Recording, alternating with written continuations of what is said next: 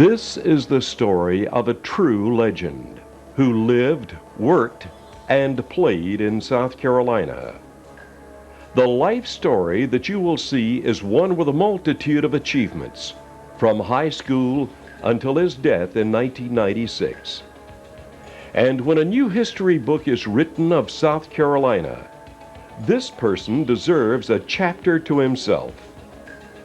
This, of course, is the life and times of Coach Frank Howard, the profile of a legend. And now your host, Dave Rogers. This is the birthplace of Frank Howard in 1909. The tiny community was and still is called Barlow Bend, Alabama, a name which has become second nature to South Carolinians. From this modest home came a person destined to become one of South Carolina's and Alabama's all-time favorite people. We will join Coach Howard as he tells of his boyhood days through high school and University of Alabama and on to his first coaching job, which was track and football assistant at Clemson University. It wasn't the last thing Coach Neely told me when he left here. He said, don't ever let these folks talk you into building a big stadium. Said, go there behind the wire and put you in 10,000 bleacher seats. Said, that's all you'll ever need. He came back, they took him in the Clemson Athletic Hall of Fame in about 84, and he saw that big stadium. He looked at it, saw them 80,000 people out there. He said, I never would have believed anything like this. My mother and father lived in Barlow Bend, Alabama. That's way out in the country. And frankly, I never saw a white boy till I was 5 years old till I moved to Mobile. And we had a big farm out there. We raised cotton and corn, had a lot of people working for us, and they always had to have a garden and had to have chickens and had to have cows and pigs, things like that.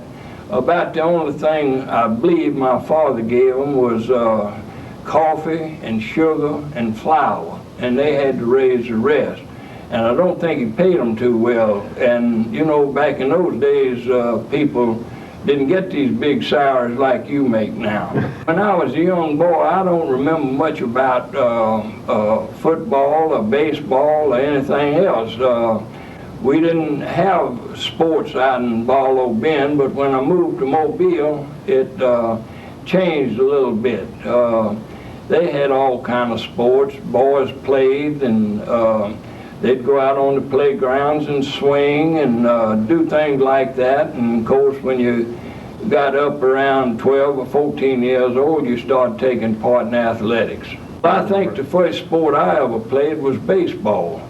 I was a catcher in baseball, and not bragging, but I was pretty good. I played 3 years in high school, and I played 3 years in college. I was offered a contract with Chattanooga when I got out of college, and one of the best things that ever happened to me, I didn't take it. I went ahead and got my education at the University of Alabama, and I ended up here at Clemson. Howard, a guard on 29 and 30 University of Alabama teams, was quick, but not quite as fast as we see in some old University of Alabama film under Coach Wallace Wade.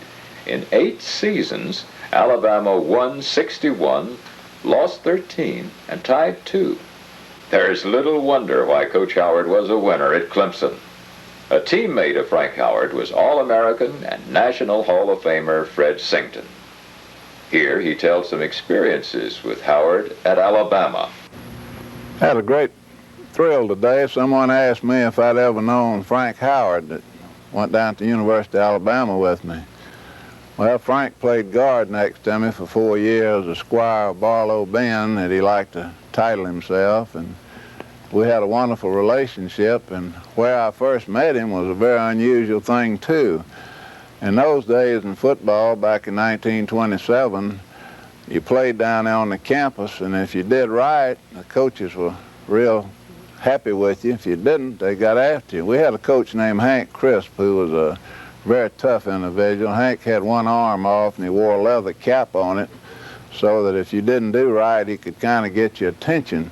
And Frank and myself over there one day in practice, and we blocked the dummy, and the field was a big field there, and I blocked wrong, and Coach Chris told me to take a lap around the field, maybe I'd get him pressed. So I started around the field, and halfway around was where I met Frank Howard. Frank had blocked wrong too. We didn't get to go out like the fellows do today. They go to bowls, and I read about all the places they go and out on boats and all the wonderful things that happen. The day before the ball game, finally Coach Wade walked in the dressing room that day, and he said, well, I'll get you guys out today. And we thought, boy, finally he's relaxed. Well, he did. He took us out to an orange farm and let us pick 2 oranges each, about 30 miles from the hotel. And that was the big deal before the Rose Bowl game. A lot of people asked me, said, did you play with Bear Bryant? I said, no, I didn't play with Bear. I said, they brought him in between my sophomore and junior year. They tutored him 2 years to get him in. He never did get out. But he was president of the freshman class down there for 6 straight years. And believe it or not, in 1941, the Bear called me and wanted a job as my assistant. I tell people the smartest thing I ever did in my life. I didn't hire him, because if I'd have hired him, within 6 months' time, he'd have cut my throat, drank my blood, had my job, and had us on probation for life. Well, I always thought a whole lot of old Bear. I think he did of me, too. We've had some good times together.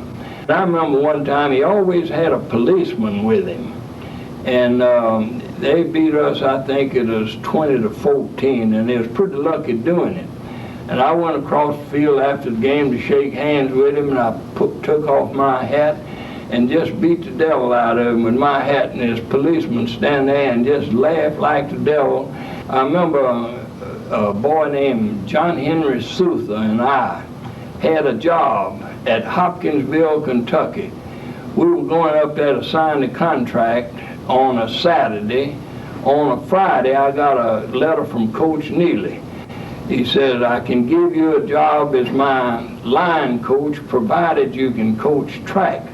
Well, Coach Neely was my baseball coach at Alabama. He knew I never had seen a track meet, but I thought starting in college instead of high school was a pretty good way to start. So I took a $200 a year pay cut to come to Clemson instead of going to Hopkinsville, Kentucky. And I tell you, it's the best pay cut a fellow ever took in his life. The first day I went on the field as a track coach, I had a boy come up to me and said, Coach, what form do you prefer on the javelin? Do you like the American form or the finish? Well, frankly, I never had heard of a javelin. So I told him, I said, son, you go to the library, they got a book over there called Track and Field by Harry Gill. I said, Mr. Gill is an authority. I said, you read that book and you do just exactly what he says. And the next year he set a state record in the javelin throw that wasn't beaten until about 30 years later. I used to tell him at coaching clinics, that's what you call coaching. When I came here, the Clemson coaching staff was composed of 4 people. It's not like it is today. But he got a lot of assistants, and they got assistant athletic directors and associates, and they all got titles. I was walking down the hall, and I saw one another morning. I said, good morning, AD. And I'd be doggone if about 10 people didn't say, how you doing, Coach? I learned how to do everything. I sold the tickets. I stayed in the canteen. I was the trainer. I cut the grass. We put up bleachers for the 1 or 2 games we had on the campus every year. And I just learned how to do everything. I'd turn the lights off. We didn't have many lights because our office wasn't but about 2 little small rooms. I got married to an Anderson girl. Her name was Anna Tribble. We got married on August the 23rd, 1933. I never will forget it.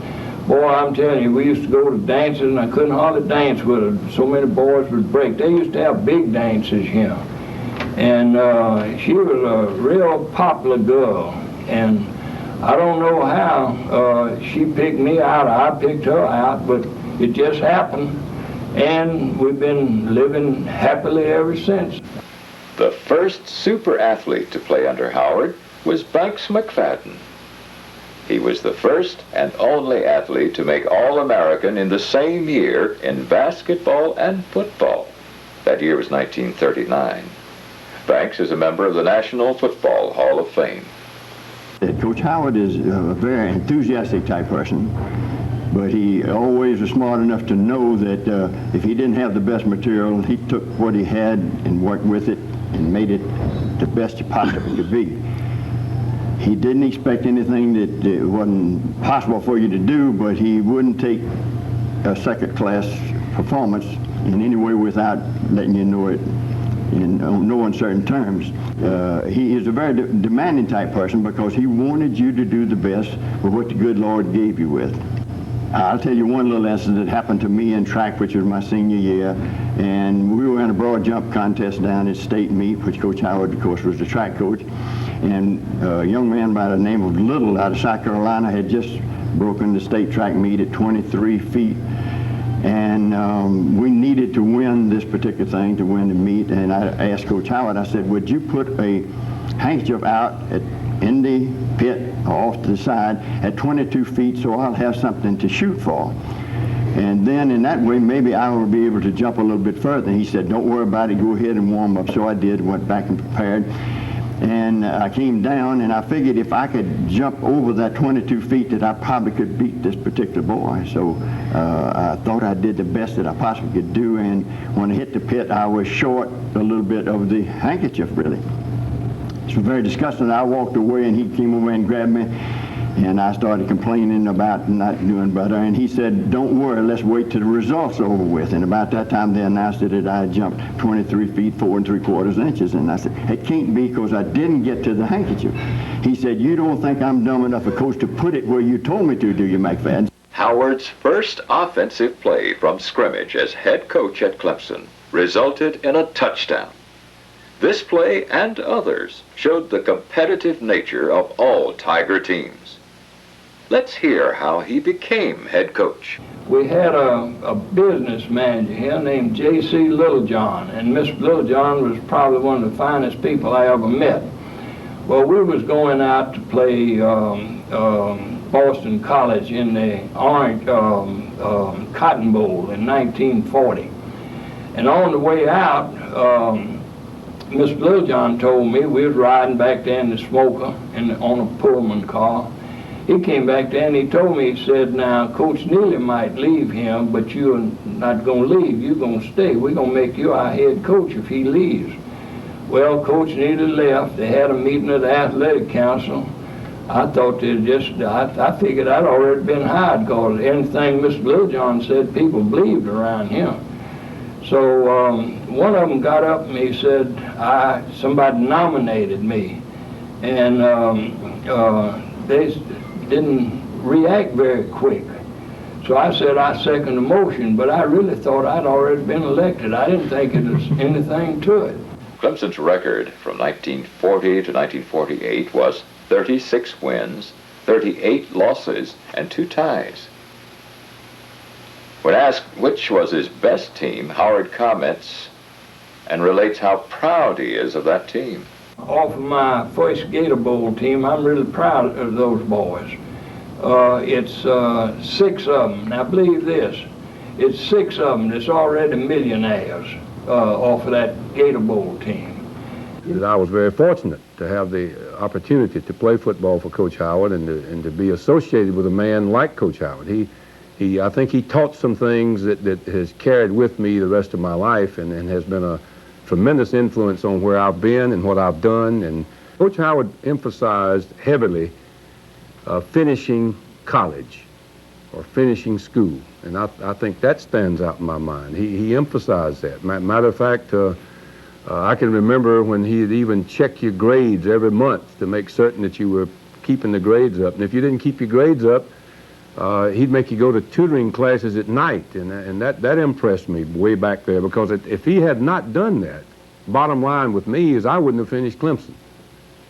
You know, the football is really fun, and when you're there, and it's great, but it doesn't live your life after you leave there. And he had some interest for the cultural side of life. You know, you look at Coach Howard and you think about big rough football coach, chews tobacco and all that, but that's not necessarily the real man underneath all that, in my opinion. And the real Frank Howard is a different person than that. In the first place, he leaves that image that he's kind of a country bumpkin type. Well, that's all an image. Coach Howard is a brilliant fellow underneath all of that, and he's very highly intelligent. And when he used to carry us on road trips, that was the thing that stands out in my mind, is how he would organize prior to the trip, going to these museums and art shows and things of that type. And you just don't relate that to Coach Howard, but he did it. In case Coach Howard wouldn't remember me, my name is Billy Griggs, and I'm from Sluter, South Carolina, and Goat McMillan came down and recruited me.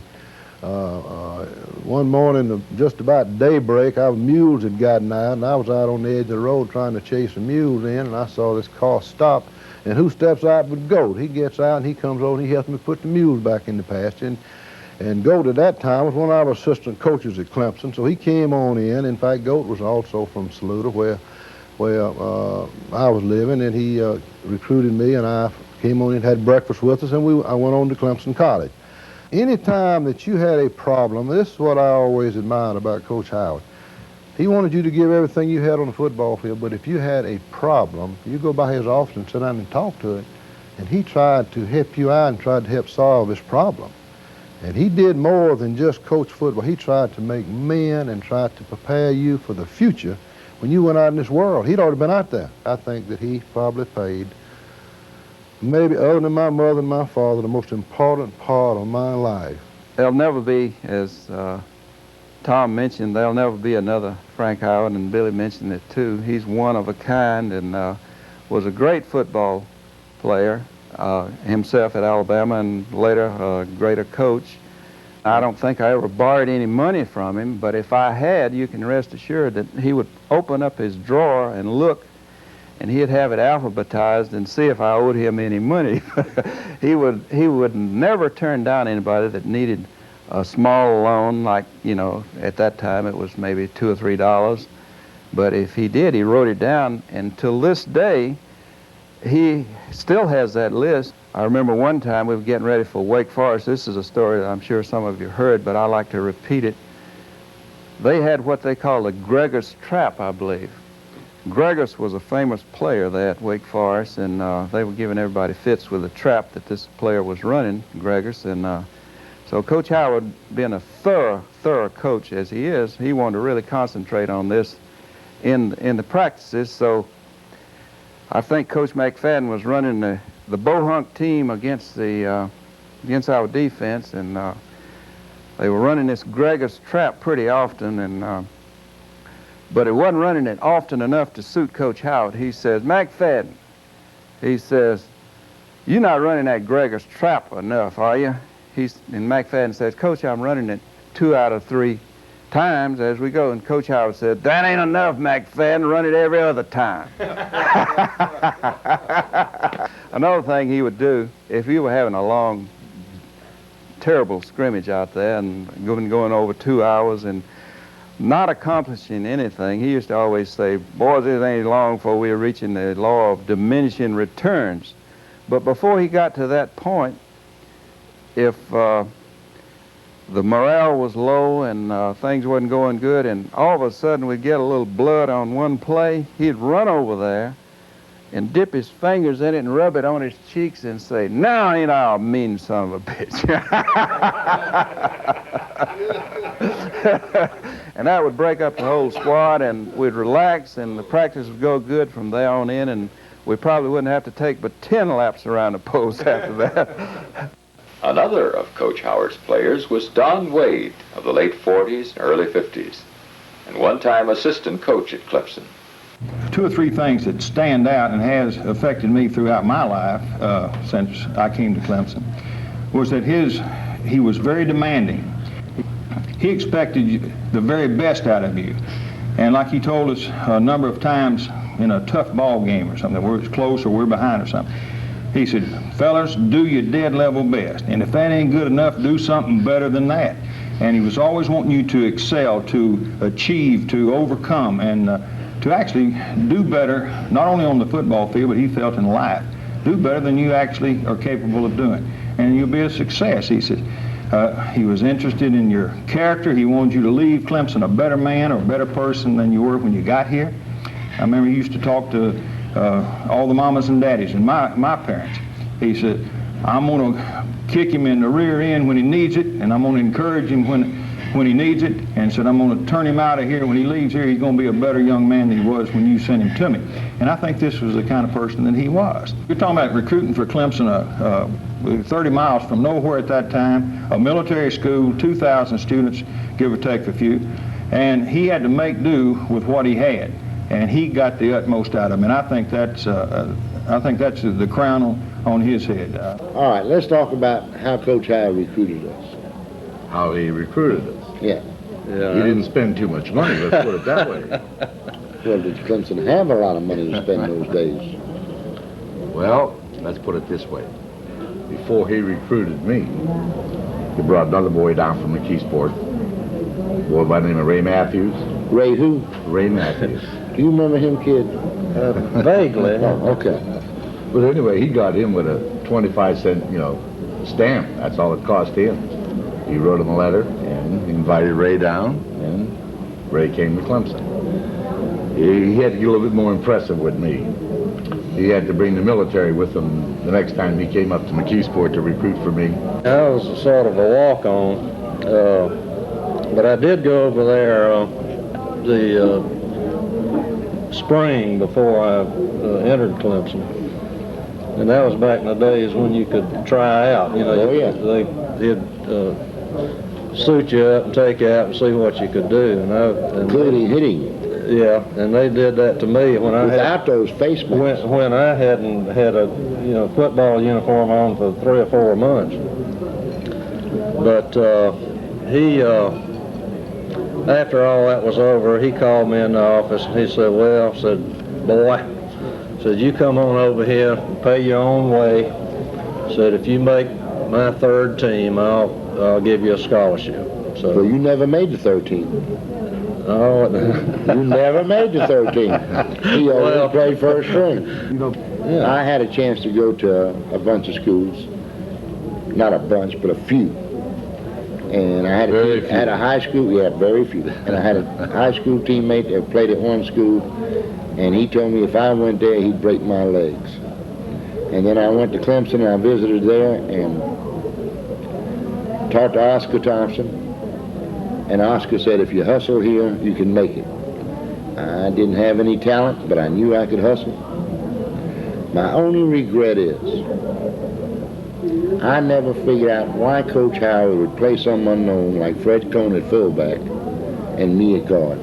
I never understood that. I remember one year, and this might have been my sophomore or junior years, one of the two. We came back and Coach Howard said, "Boys, we're going to have a new scheme of things this year." He said, Georgia Tech very seldom scrimmages once the season starts. And of course they had great athletes, and they also had a great coach too, Coach Bobby Dodd. And he said, we're going to try the Bobby Dodd philosophy this year. We're not going to scrimmage once the season starts. And sure enough, the week before our first game, which was against Presbyterian College, we always opened up against PC back in those days. And I don't think we had a bit of contact that entire week.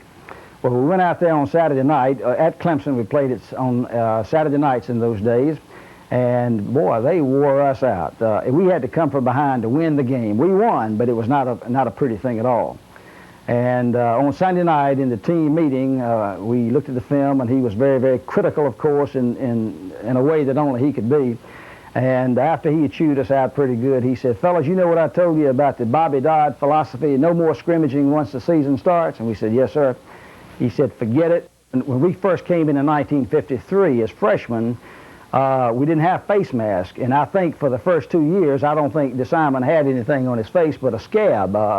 He was the perfect blocker and tackler. And to play football for Coach Howard, you had to know how to block and tackle. If I had a son today, I'd want him to play for someone like Coach Frank Howard, and he'll always be Coach Frank Howard, not Frank Howard. I have that respect for him, the highest degree of respect. One of the funniest things he told me when I was being recruited out of high school, I had a lot of scholarships, and he told me I could go to any school in the country I wanted to go. He said if I didn't get a scholarship or couldn't earn one, that he would pay my way through college. He said there were 2 places I could not go, though. One of them was to the University of Alabama, because if I went down there, Bear Bryant would probably kill me. And he said if I went to the other place was the University of South Carolina. He said if I went there, he would kill me. In 1967, 68, and 69, Clemson was fortunate enough to have one of the finest running backs in the nation, in the person of Buddy Gore. When I first got there to Clemson, all of a sudden we huddled up, and we didn't know what he was going to do. He kind of lined up some dummies, and he'd say, okay, we're going to do some cheer blocking. And I didn't know. I played football most all of my life, I guess. And all of a sudden he says, okay, I want you right over cheer, and I want you right over cheer. And this was, I kind of backed up and I said, man, this is cheer blocking, And one thing I always noticed, I'd go by his office on a Monday or Tuesday, and it was in the off season, he was coming back from somewhere, he was there writing a personal note. And I said, Coach, what you doing? And he'd be there and say, come on in here, Gore. And I'd go in and say, look here. I said, look at this big bag of sweet potatoes that so-and-so down in Marion County dropped off for me. And he'd be there writing a personal note to this individual, personally thanking them for that. And he says, I've just learned that, it's the little things in life that we all take for granted. If you just thank people along the way, it just means so much more to you. The word legend is about the most overworked word in the English language, as overworked as a mule on a South Carolina farm. But not in the case of Coach Frank Howard. Coach Howard is a legend in the truest sense of the word. Are you the Moore that's got the Carolina-Clemson game? I said, yes, sir, Coach, but you can take me out of it right now. He said, no, they put you in it, suits me. So that's the time they had the ineligible lineman down the field, and Frank loses the game, I think, by a close score. But he has a lineman down the field. Then again, in 1960, we go to Clemson the first time. Clemson's playing up there, and Carolina is caught for a safety and have to punt the ball from the 20. Elects to punt the ball from the 20.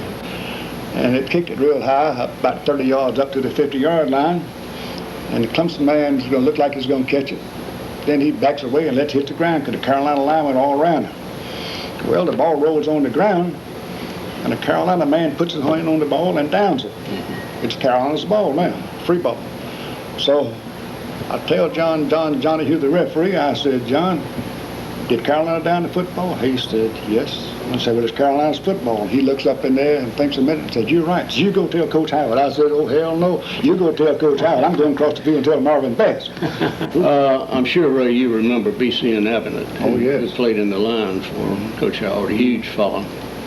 Coach, of course, very fond of him. B.C. served as a straight man for many of Coach Howard's stories. I recall once one that Coach Howard likes to tell.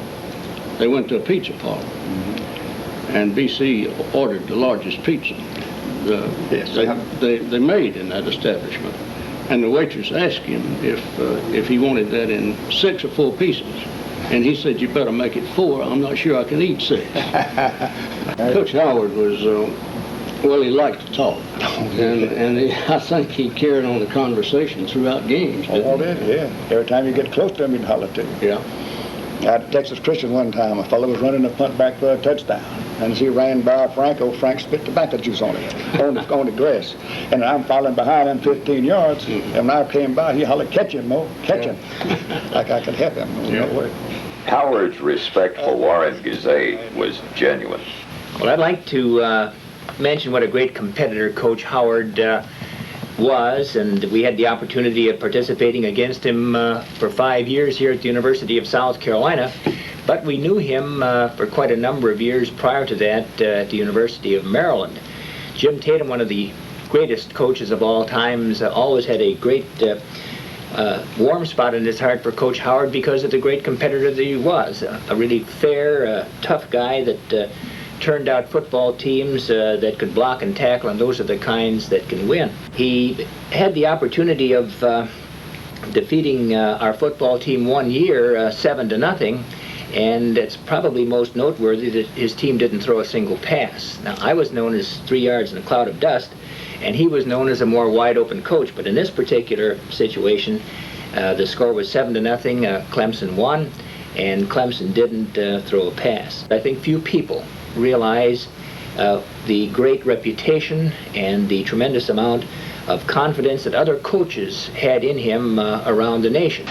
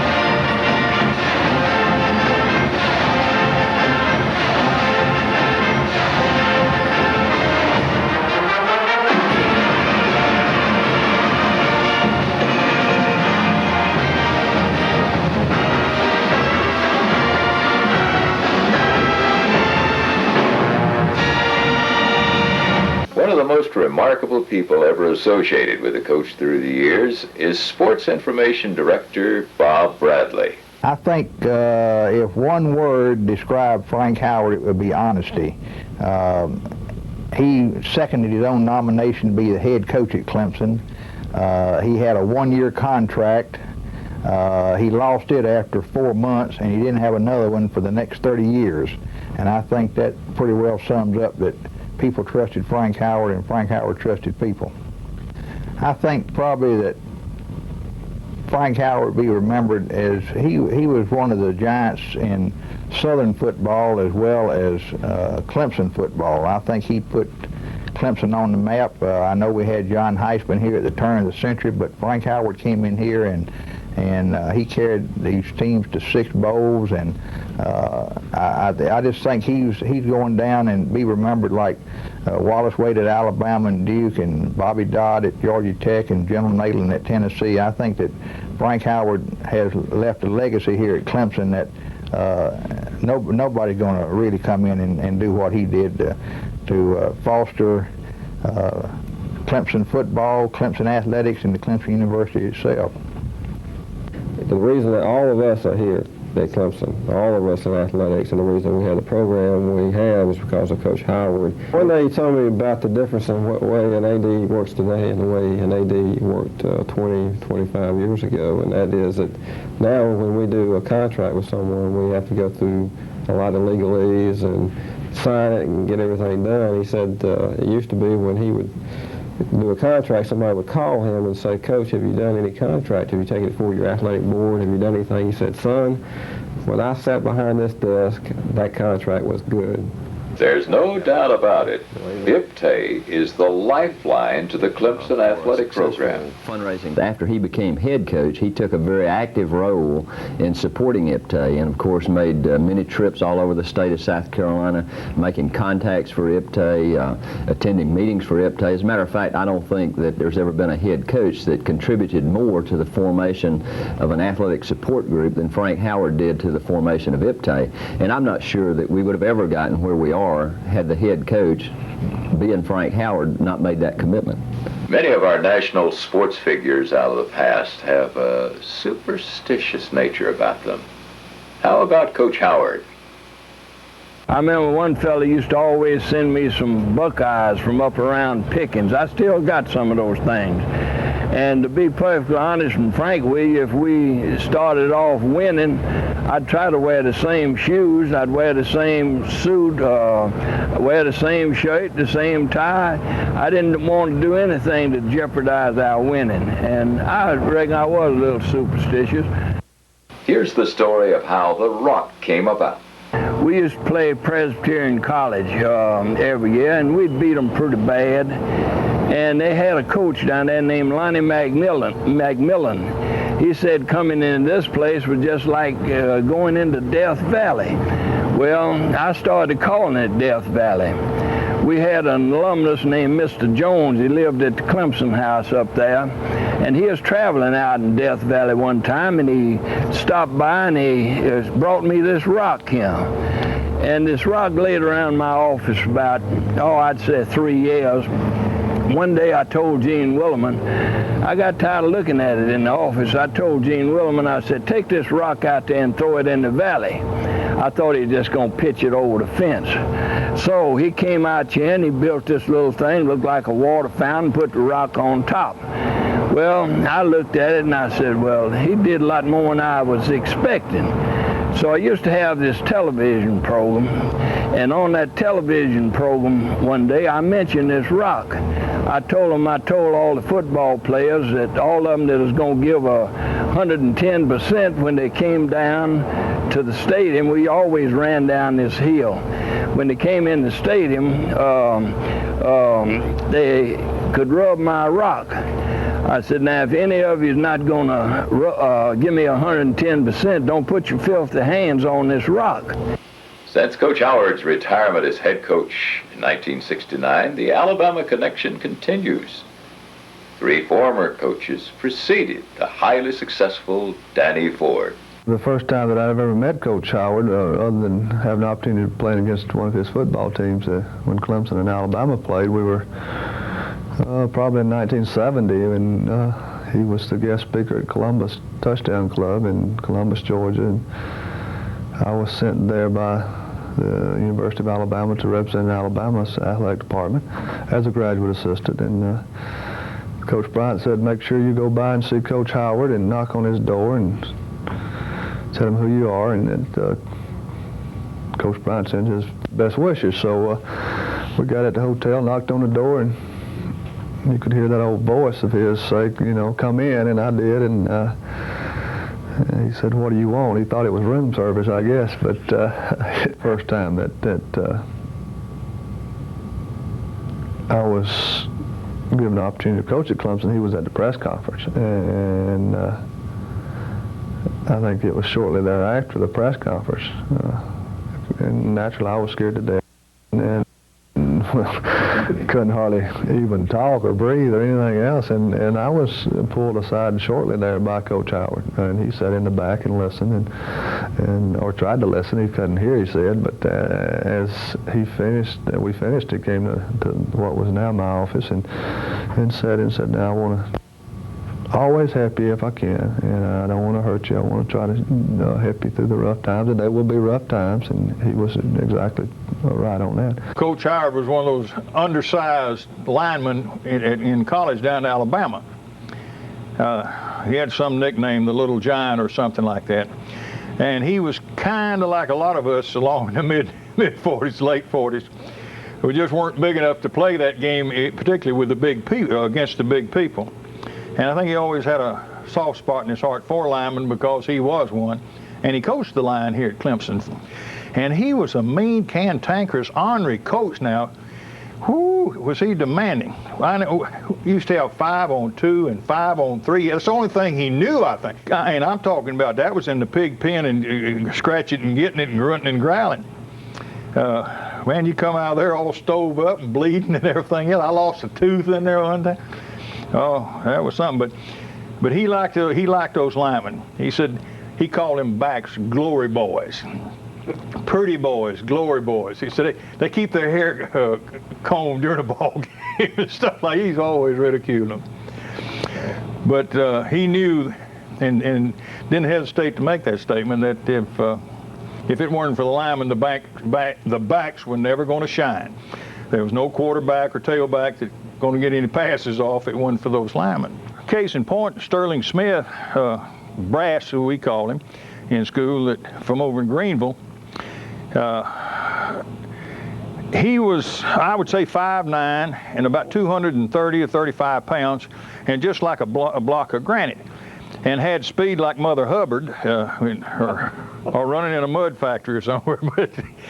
But he was a bohunk for 2 or 3 years. He just got kicked around, but then he learned, he got older, more mature. all of a sudden, here you've got an outstanding football player out there, which Sterling Smith was. And bless his heart, he got to be the hero of the year in the Orange Bowl against Miami in 1951.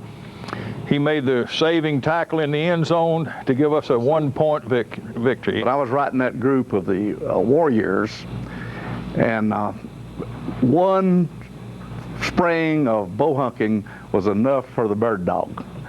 What little experience I had under his coaching was a great experience in life, because he taught me and his coaching staff that you had to give 100% if you were going to be successful, not just on the football field, but in life.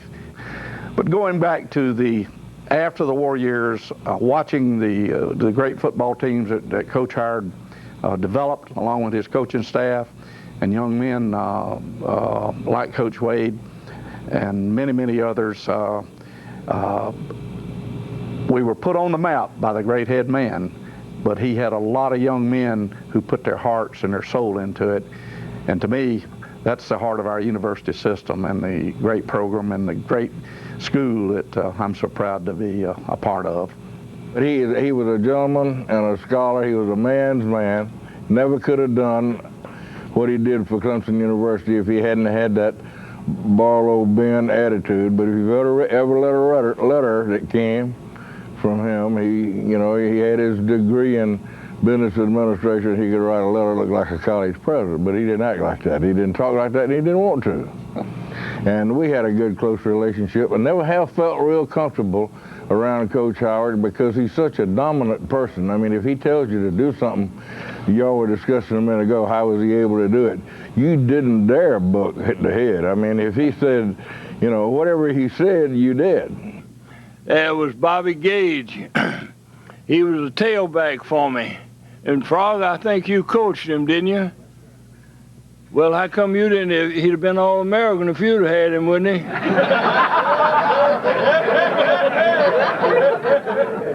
I never will forget Bobby.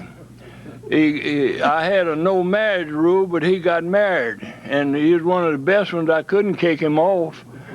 I had another free boy named Dum Dum Wyndham. He was from Monk's Corner down in there somewhere. I don't know. The way you got there, you went to Monk's Corner, and then you got on a vine, and you swung around to Macedonia or somewhere down there. Well, we was playing, I believe it was, who that team we was playing? Anyway, it was in Missouri, University of Missouri. We kicked off to them, and they had a big tackle. He caught the ball on the return. Wyndham hit him, knocked him cold. He came out and got him. Then the right halfback ran with the ball after they started the game. Wyndham tackled him and knocked him out. Fullback ran with it. Wyndham tackled him and knocked him out. Then the left halfback ran with it, with the ball. Wyndham tackled him and knocked him out. The Missouri captain came over to the referee and said, "Mr. Ref, how about getting that wild so-and-so out before he killed every damn one of them?" Cricket introduced me to Coach Howard back when I was a student here at Clemson University, and boy, I tell you, the biggest thing was when I was a sophomore, and we were really poor, stands with that kind of sly, got like a little canary feather sticking out of his mouth grin, and it said, "Happy birthday, Jane." Boy, that made my birthday to get that picture of him. And you all talk about how Coach Howard has shaped your lives. And most of you say that he shaped your lives for the better, most of. But you don't have to have worn a jersey to have been positively influenced by Coach Howard. And there are a lot of reasons why those of us who never played football for him call him Coach, because he's a coach off the field as well. Coach, of all the people I've ever met, you certainly are one of them.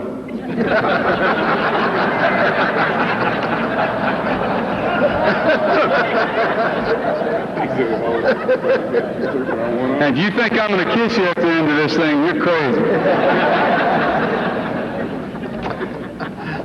I've got the inauspicious honor and distinction of being one of the last players representing the last group of players that played with Coach Howard.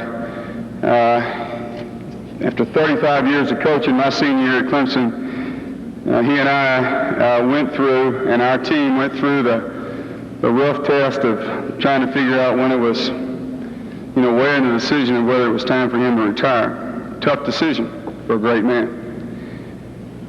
But there are telltale signs that give it away, and that makes it quite evident it's time to retire. After 12 years in the NFL, for me, 5 Super Bowls and some Pro Bowls and 11 operations, I knew it was time to retire when I gained over 2,000 yards being carried off the field. And I'm mighty glad to see such a big crowd out here tonight. I won't talk very long. I just want to tell all of you I appreciate you coming out. I appreciate all the fine things people have said about me. And I don't want all of you to believe all of them, because all of them are not true. Thank you a lot for coming, and good night and have a good day.